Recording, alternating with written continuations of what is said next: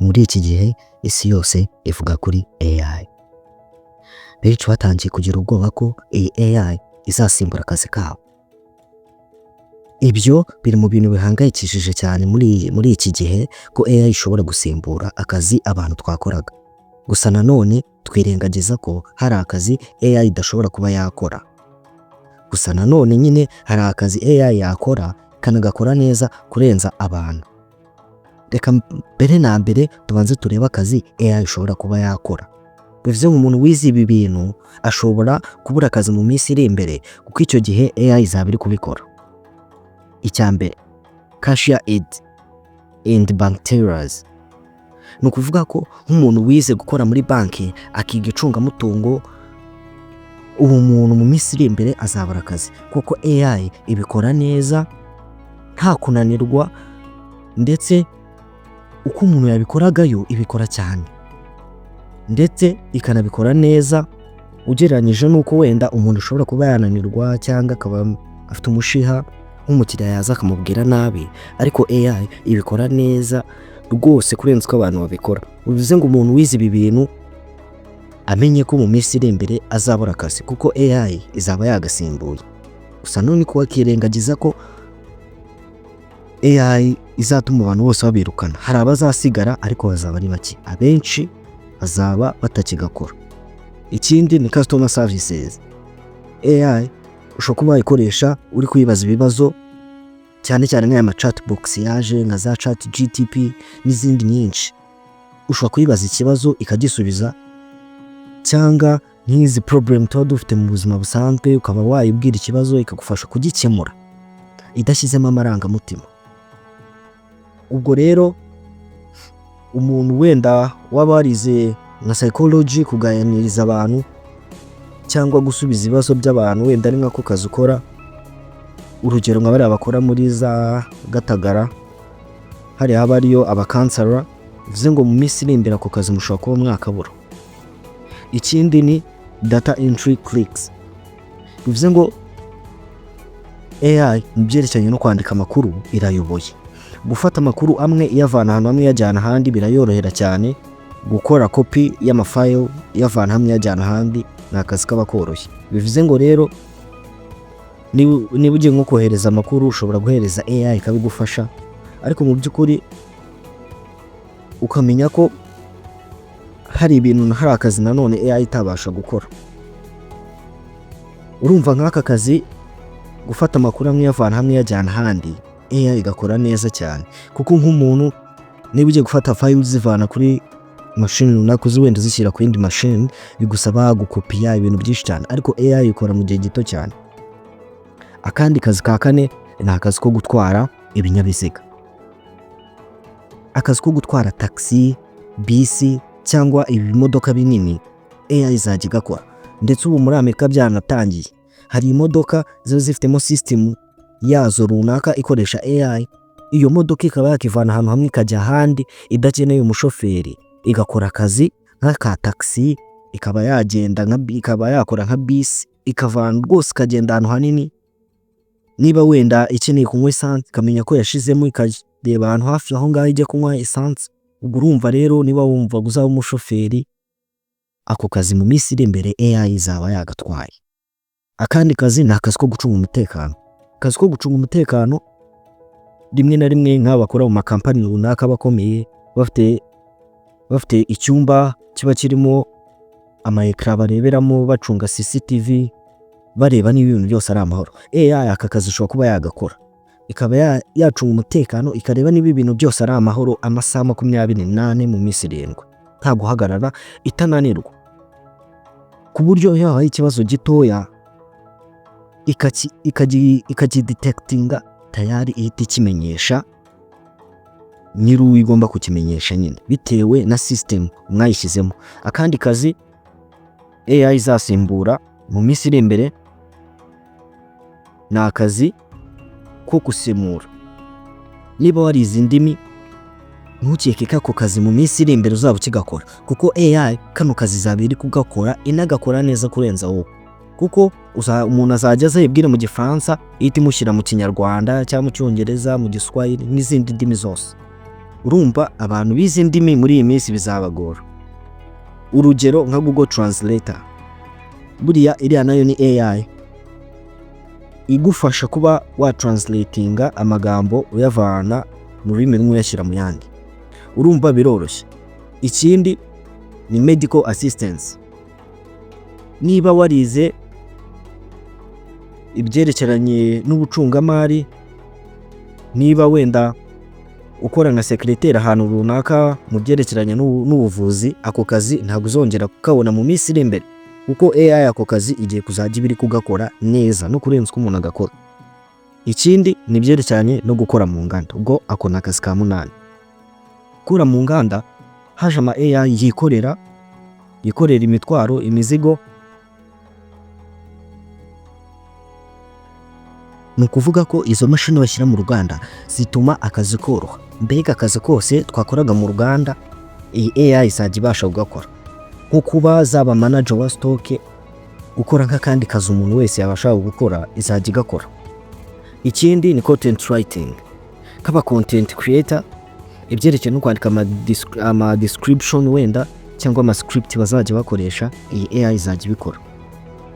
Urumva iyi ni improvement ku content creator. Gusa nanone hari ukuntu ibadindiza mo gakeya, kuko urumva niba ari nk'ibintu wagombaga kwandika wari ufite uburyo urabikora, gusa AI ishobora kubigukorera nabwo bikagenda neza. Nabwo turaza kureba icyo wakora kugira ngo iyi AI uyikoreshe neza, ahazaza uzaba umeze neza ufite akazi, mbega itaraguhungabanyije. Ikindi cya nyuma ni ibyerekeranye na marketing. Iyi marketing AI izajya ibikora ku buryo niba ari nko kwamamaza, uri kwamamaza product runaka, izajya ibigukorera neza ikabigeza ahantu hose ku mbuga nkoranyambaga, bidasabye umuntu wirirwa sharinga product runaka ku mbuga nkoranyambaga zigiye zitandukanye. Iyo izajya ibigukorera ibikugerezeyo amahoro, ku buryo mbega nka kwa kundi umuntu yari kubikora nayo irabikora gutyo. Utwo rero ni utuzi cyangwa ni akazi AI ishobora kuba yakora. Noneho mureke turebere hamwe noneho utundi tuzi AI itashobora gukora. Ni akazi nyine, utuzi murabizi ntabwo byemewe mu Kinyarwanda. Akazi ka mbere rero tugiye kureba AI itabasha gukora ni uburezi buri mu rukundo. AI ishobora kuba yakwigisha ikaguhereza ibintu byose ukeneye kugira ngo ubashe kubona ubumenyi, gusa ntabwo yasimbura umwarimu. Umwarimu buriya arakwigisha, ariko bitewe na emotions akoresha bituma mu by'ukuri hari ukuntu umwana abasha kumva ibintu neza. Mbega uburezi buri mu rukundo AI ntiyabushobora. AI yo ibikora burobo nyine, ikaguhereza ubumenyi igomba kuguha, ariko nta rukundo ishyiramo. Ikindi AI itasimbura ni abaganga bita ku barwayi.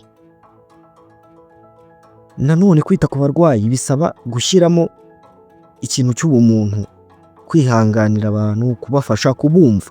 Ibyo bintu AI ntiyabishobora. Ikindi cya gatatu, imirimo ya gatatu AI itabasha gusimbura ni imirimo y'ubuhanzi n'ubugeni. AI nk'uko twayibonye nk'izo bita za Suno, AI ishobora kuba yagukorera indirimbo cyangwa igashushanya ikintu runaka bitewe na script wagihaye na prompt wagihaye, gusa ntabwo ishobora kugira amarangamutima nk'ayo umuhanzi ashobora kugira ari gukora icyo gihangano. Urugero niba umuhanzi wenda avuze ati kanandika indirimbo ku ikintu runaka iki n'iki, AI nayo yabikora, gusa amarangamutima AI ntabwo yashobora gukoresha amarangamutima nk'ayo umuntu akoresha. No mu gushushanya nabwo niko bimeze, ntabwo AI ishobora kuba yashushanya ifoto nk'uko umuntu ashobora kuba yishushanya bitewe n'amarangamutima ye. Ikindi cya kane ni ubuyobozi bw'abantu, leadership and management. Buriya AI ishobora kuba yaguhereza umurongo ngenderwaho, gusa tugomba kwitoza kuba abayobozi. Ukitoza kuba umuyobozi, ukamenya ibisabwa, ukamenya imitekerereze y'abantu, kuko AI ntabwo nyine biri kumva imitekerereze y'abantu. Ishobora kuguhereza ibyo ugomba kuguha cyangwa ikagutegeka, gusa ntabwo imenya imitekerereze y'abantu cyangwa imenye ngo guhumuriza abantu ubaha ibitekerezo. AI ibyo ntiyabishobora. Ikindi ni imirimo y'ubukorikori. imirimo y'ubukorikori dukoresha intoki, nk'ubu AI ntwayibwira ngo wenda boha umusambi, ntabwo yabishobora.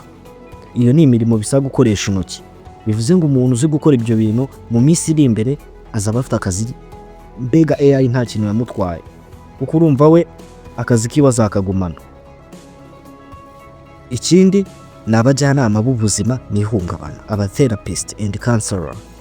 Bivuze ngo niba warize imitekerereze y'abantu ukamenya uko uganiriza abantu wenda bafite ikibazo cy'agahinda gakabije, ibyo bintu AI ntiyabishobora, kuko yagiye ibabwira nta marangamutima, itazi uko abantu bari gutekereza, urumva byagorana. Umuntu rero wize ibyo bintu azaba afite akazi mu minsi iri imbere, kuko ibyo biri mu bintu AI itashobora gusimbura. Ikindi cya karindwi kinakomeye ni akazi ko gusana ibifatika. Urugero, abatekinisiye bakora wenda ibikoresho bya electronique byapfuye, abaplomberi cyangwa abantu bize electrician, ibintu by'amashanyarazi ndetse no gukanika ibinyabiziga. Ako kazi AI ntiyagakora.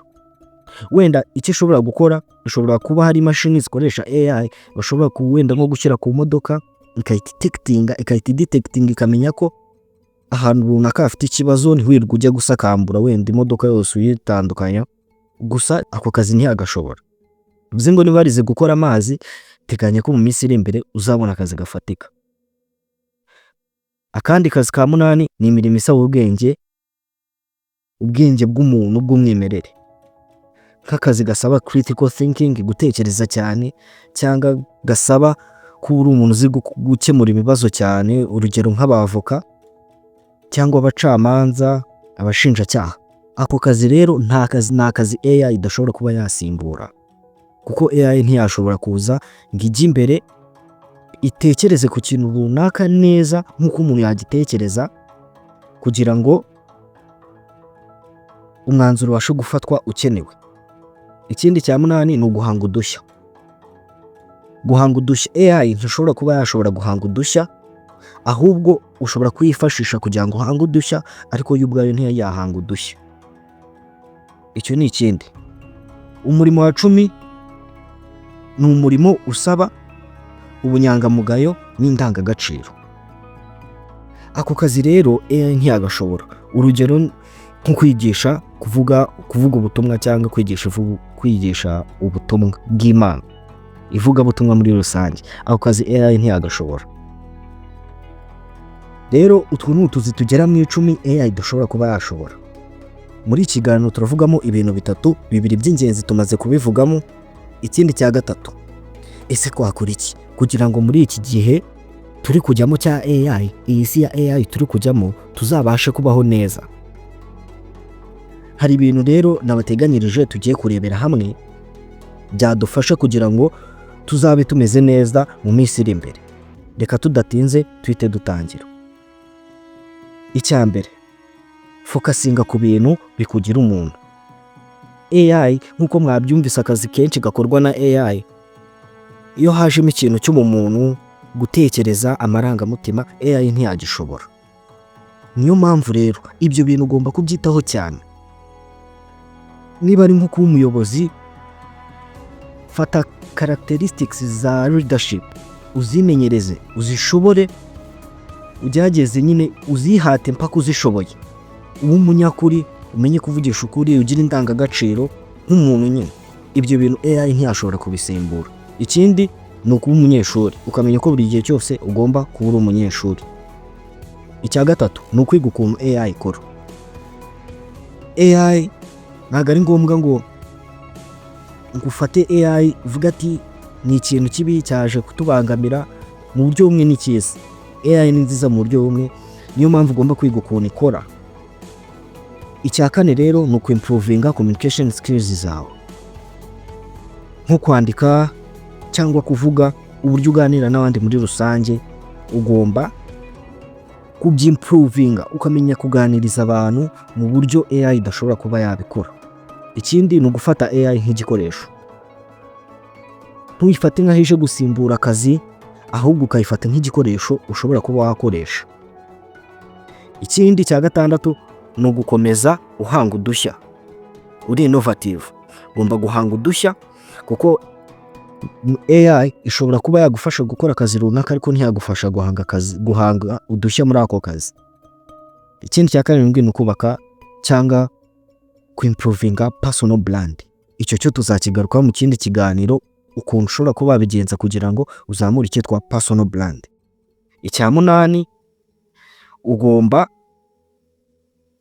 gufokasinga ku cyitwa problem solving skills, ubumenyi ufite bwo gukemura ibibazo. Nkuko nabibabwiye, AI ishobora kuba yabikora ariko ntiyabikora nkuko umuntu ashobora kuba yabikora. Niyo mpamvu uba ugomba kwihangana ukaba umunyakuri muri rubanda, ukabana neza n'abantu kugira ngo izo problem solving skills zawe ziyongere, kuko twabonye ko AI itabishobora. Icyanyuma rero ni ukumenya ko ugomba kuba witeguye uhinduka. Adaptability, ugomba kuba adaptability. Mbega niba haje ikintu, menya guhinduka ugendane nacyo, kuko muri iyi si turimo muri iki gihe AI iri kugenda ihindura ibintu buri gihe. Usibye na AI, ibintu muri iyi si biri guhinduka. Niyo mpamvu ugomba kuba uri tayari yo kuba wahinduka igihe runaka hari ikintu kije gisaba ko ugomba guhinduka. Ciao ciao, tuzasubira mu kiganiro cy'ubutaha nk'uko mubyumvise. Mwari muri kumwe nanjye Predac Jean Serge. Ciao ciao.